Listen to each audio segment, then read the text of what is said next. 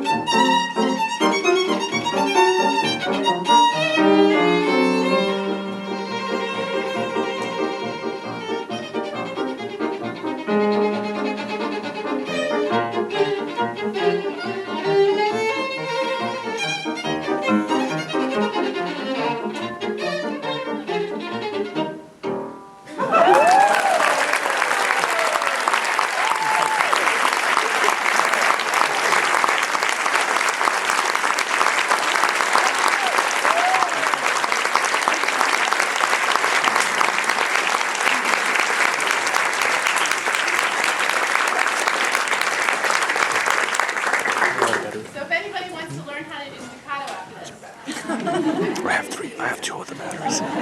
Oh, okay. So the story goes that the great violin teacher was trying to teach his student how to do this, and it just wasn't working. And so he went around behind him, and while he was trying, he snuck up on him, and he came up behind him, and the student standing there, and he said, "Go!"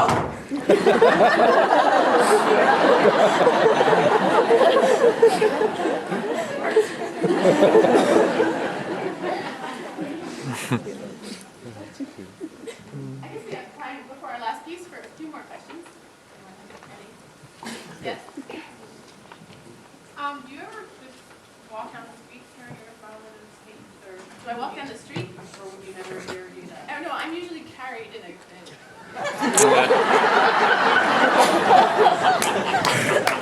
Lady Gaga. I do, but, I guess if the day comes that, I'm as famous as Tom Cruise, then everybody will know what's in there, and I'll have to take special precautions. But the thing I worry about is, say, fire and things like that, earthquakes. So I'm real careful when I'm not using the violin. It goes in the case, on a not balanced on the edge of a bookshelf or something, laying flat. There's only so much you can do, but I do have a safe that's fireproof for 45 minutes and special alarms and things like that. I'm responsible for this thing. I think the most dangerous thing is probably leaving it in a car unattended, or setting it down and running over it.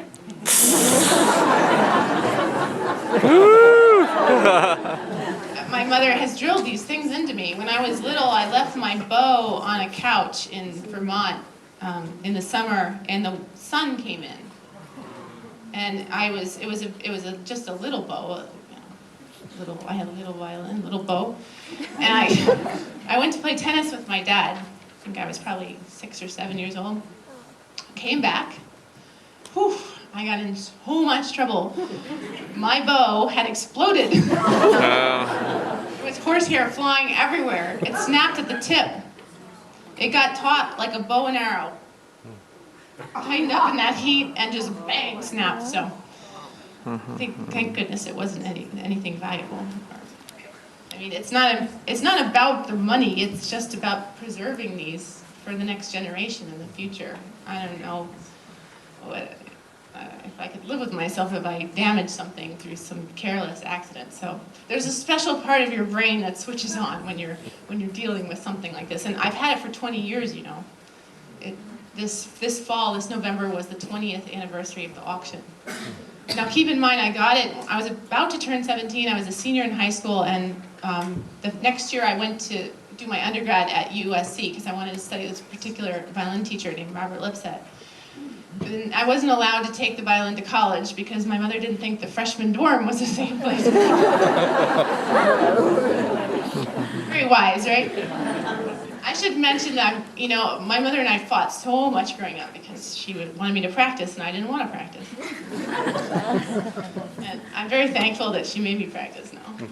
She's not here, she's in Pennsylvania because she went to Juilliard, she got her master's from Juilliard. She worked very hard after getting that late start on the cello.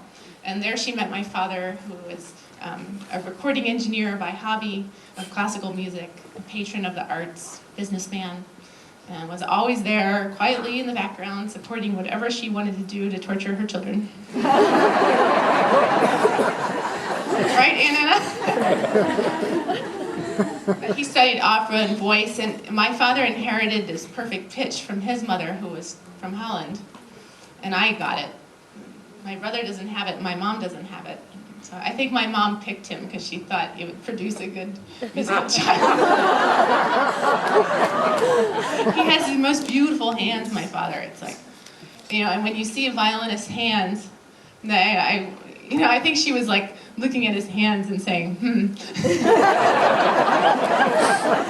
I find myself doing that too, even though I don't have time for all that.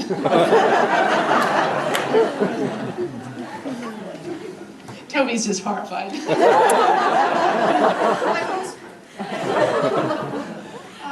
Toby's late husband, Bert Phillips, was a wonderful man, and he taught my brother the cello. My brother also went to Luzerne. And Bert and Toby were so instrumental in the development of my career because I attended their camp when I was 14, 15 years old, where I learned the complete overview of everything you need to be a young professional, from solo, chamber music, symphony orchestra, private lessons, solo performances at their camp, plus made lasting friendships for a lifetime, and had the lake and got taken to hear the Philadelphia Orchestra concerts that were going on nearby. And then they brought me back many times as a guest artist, and then recently have asked me to carry on their legacy by taking over their music camp, which they ran for 30 years.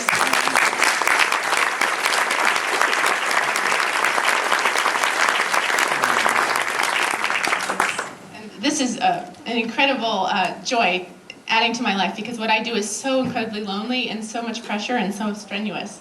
And to have this family that I work with, we all do it remotely, phone, you know, our iPhones, our computers. It's amazing what you can do traveling around the world, but we come together for 2 months in the summer. And so many of the children from Austin will be coming to our camp this summer and continuing their summer education. So it's really worthwhile. If you get a chance to come up, it's near Saratoga Springs in the Adirondacks. Very beautiful. You can escape the heat and humidity. Well, I look forward to meeting you after this. And if anyone would like an autograph, and especially for the students, I have some 8x10 complimentary photos to sign for you.